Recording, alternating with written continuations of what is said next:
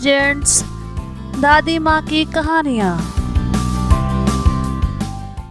पानी पानी पानी, मुझे बहुत तेज प्यास लगी है। क्या इस घर में कोई है जो मुझे 2 घूंट पानी पिला दे? आप एक क्षण रुकिए, मैं अभी आपके लिए पानी लेके आती हूँ। माफ कीजिएगा, आप देखने में तो किसी अच्छे राजघराने की लग रही हैं, फिर ये इस तरह। हाँ, आप ठीक कह रही हैं। मैं माधवगढ़ राजघराने की सबसे बड़ी रानी रानी सावित्री हूँ। फिर आप यहाँ इस तरह कैसे? मेरे कर्मों की वजह से। क्या हुआ, आप मुझे बताएं। ये बहुत लंबी कहानी है। मैं अपने 2 सौतनों रानी उर्मिला रानी मधवाला के साथ माधवगढ़ राजघराने में रहा करती थी। कोई पुत्र ना होने की वजह से हमारे महाराज बहुत परेशान रहते थे। एक बार उन्हें एक ऋषि के बारे में पता चला, फिर महाराज उनके पास गए। हे मुनिदेव, आप मेरी सहायता करें। मेरा कोई पुत्र नहीं है। आप मुझे कोई ऐसा उपाय बताएं जिससे कि जल्द से जल्द मेरा कोई पुत्र हो जाए। फिर मुनि ने महाराज को 2 फल दिए। ये लो राजन, ये दोनों फल आप अपनी किन्हीं 2 प्रिय पत्नियों को खिला दें, जिससे कि उनके पुत्र हो जाएगा। लेकिन मेरी एक शर्त है राजन। क्या शर्त है आपकी? आपको अपने 2 पुत्रों में से कोई एक पुत्र मुझे देना होगा। कुछ देर सोचने के बाद महाराज ने मुनि को हाँ बोल दिया। फिर महाराज महल में आ जाते हैं। फिर महाराज ने रानी उर्मिला और रानी मधवाला को 2 फल खिला दिए, लेकिन उन्होंने मुझे इस बारे में कुछ नहीं बताया।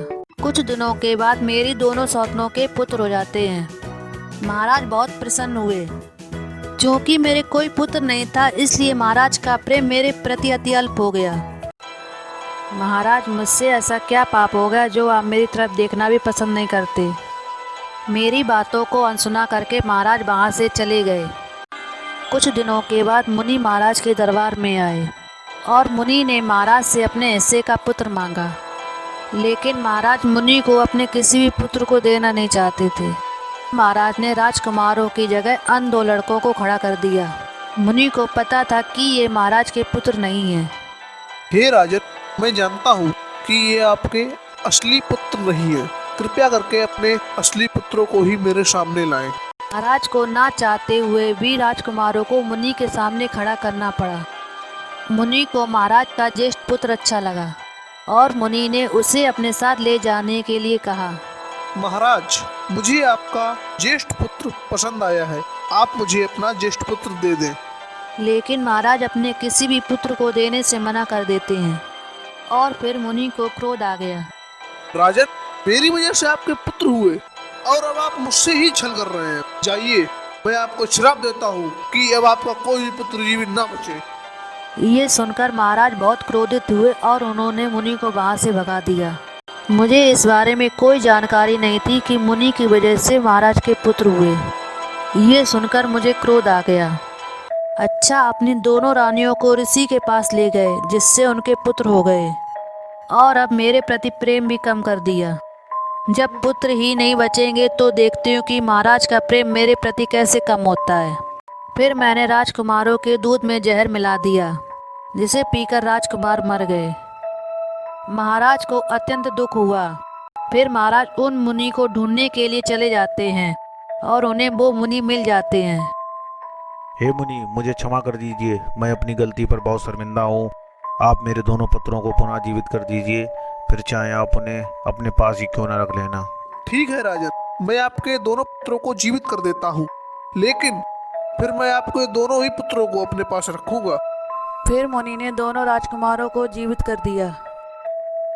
और हाँ राजन, राजकुमारों को जहर देने वाला कोई बाहरी सदस्य नहीं है, अपितु आपकी ही रानी रानी सावित्री ने उन दोनों को जहर दिया है।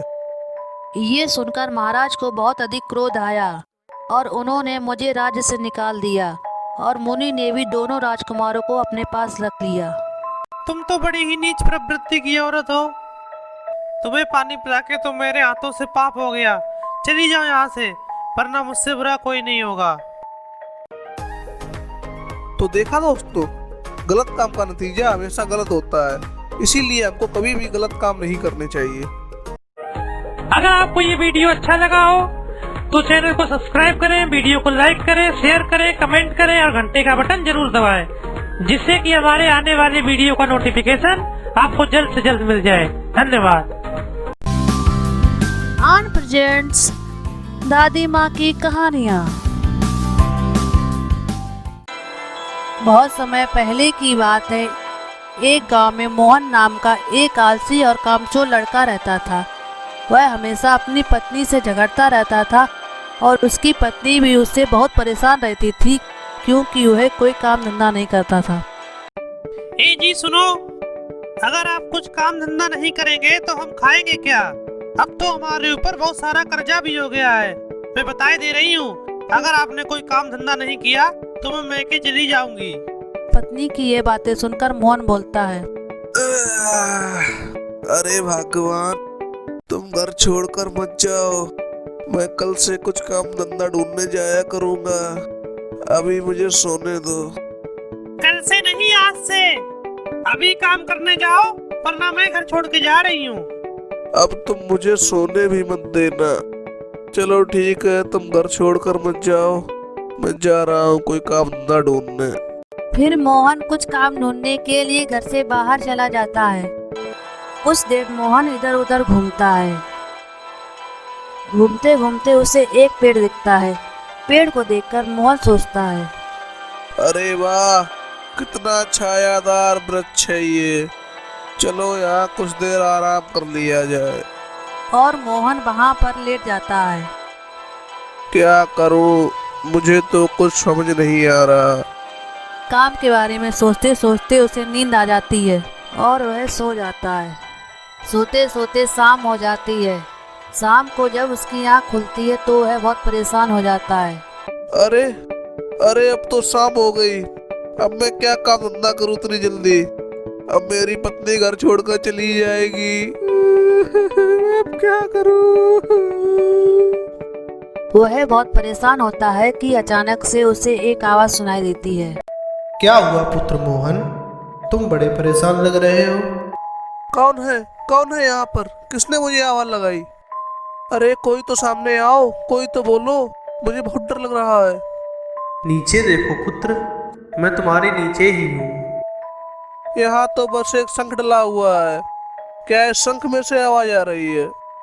हाँ हाँ, मुझी में से आवाज आ रही है। हे भगवान, यहाँ तो भूत है। मुझे कोई बचाओ इन भूतों से। अरे रुको रुको, मैं कोई भूत नहीं हूँ, मैं एक जादुई शंख हूँ। तुम्हें जो भी चाहिए हो तुम बोलो और मुझे बजा दो, मैं तुम्हें वो दे दूंगा। ठीक है, तुम मुझे 10 सोने के सिक्के दो।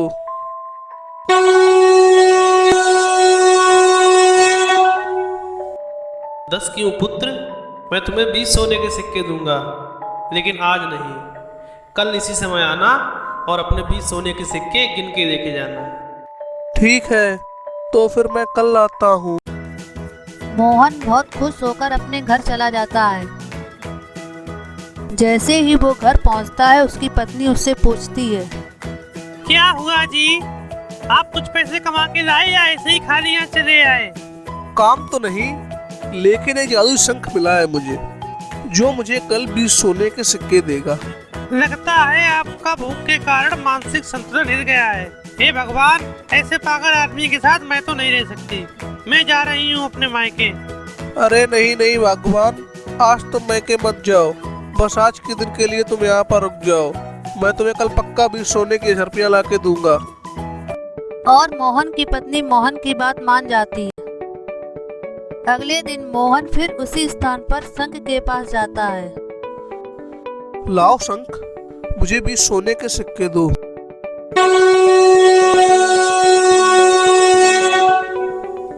20 क्या, मैं तो तुम्हें 40 सोने के सिक्के दे दूंगा पुत्र। अरे वाह, 40 सोने के सिक्के लाओ दो। पुत्र तुम कल इसी समय आना और अपने 40 सोने के सिक्के ले लेना। लेकिन तुम आज तो मुझे 20 सोने के सिक्के दो। आज नहीं पुत्र, मैं कल तुम्हें 40 सोने के सिक्के दूंगा। ठीक है, लेकिन कल तुम मुझे 40 सोने के सिक्के जरूर देना। ठीक है पुत्र, मैं तुम्हें 40 सोने के सिक्के जरूर दूंगा। फिर मोहन वहाँ से चला जाता है। घर पहुंचकर फिर से वह अपनी पत्नी को मना लेता है। अगले दिन मोहन फिर शंख के पास जाता है। लाओ शंख, मुझे 40 सोने के सिक्के दो।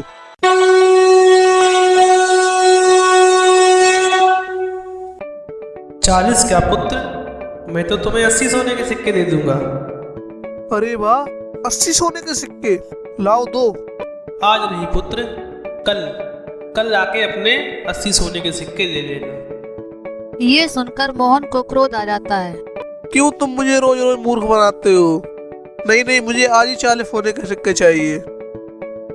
40 क्या पुत्र, मैं तो तुम्हें 80 सोने के सिक्के दे देता हूँ। तो लाओ दो मुझे 80 सोने के सिक्के। सोने के सिक्के ही क्यों, मैं तो तुम्हें एक सोने का हार भी देना चाहता हूँ। तो लाओ मुझे सोने का हार दो। सोने का क्यों पुत्र, मैं तो तुम्हें हीरे का हार दे दूँ। तो लाओ मुझे हीरे का हार ही दो। हीरा क्यों पुत्र, तुम चाहो तो मैं तुम्हें रूबी, कोहिनूर, जो चाहो वो दे दूँ। अरे यार, तुमने तो मुझे पागल कर दिया है। लाओ मुझे कुछ तो दो। कुछ क्यों पुत्र, मैं तो तुम्हें सब कुछ दे दूँ। तभी वहाँ से एक आदमी गुजर रहा होता है। वो ये सब देखता है और मोहन से कहता है, क्या हुआ भाई? अरे क्या बताऊं भाई, ये शंख मुझे पिछले 3 दिनों से परेशान कर रहा है। मैं इससे 10 सोने के सिक्के मांगता हूँ, ये मुझसे कहता है 20 ले लो। मैं इससे 20 सोने के सिक्के मांगता हूँ, ये कहता है मुझसे 40 ले लो। मैं जो कुछ भी मांगता हूँ, ये मुझे कुछ और देने का लालच देता है और आखिरी में कुछ भी नहीं देता। मुझे पता था आपको ये शंख ही परेशान कर रहा होगा। ये आते जाते लोगों को ऐसे ही मूर्ख बनाता है। इसने मुझे भी पिछले 1 महीने तक मूर्ख बनाया था। हाँ, तुम ठीक कहते हो, ये मुझे भी मूर्ख बना रहा है। अब मैं इसकी बातों में नहीं पड़ूंगा और मेहनत से धन कमाऊंगा। उस दिन के बाद से मोहन मेहनत से पैसे कमाने लगा। अतः हमें इस कहानी से ये शिक्षा मिलती है कि हमें अंधविश्वास नहीं करना चाहिए और अपनी मेहनत पर भरोसा करना चाहिए। अगर आपको ये वीडियो अच्छा लगा हो तो चैनल को सब्सक्राइब करें, वीडियो को लाइक करें, शेयर करें, कमेंट करें और घंटे का बटन जरूर दबाएं, जिससे कि हमारे आने वाले वीडियो का नोटिफिकेशन आपको जल्द से जल्द मिल जाए। धन्यवाद।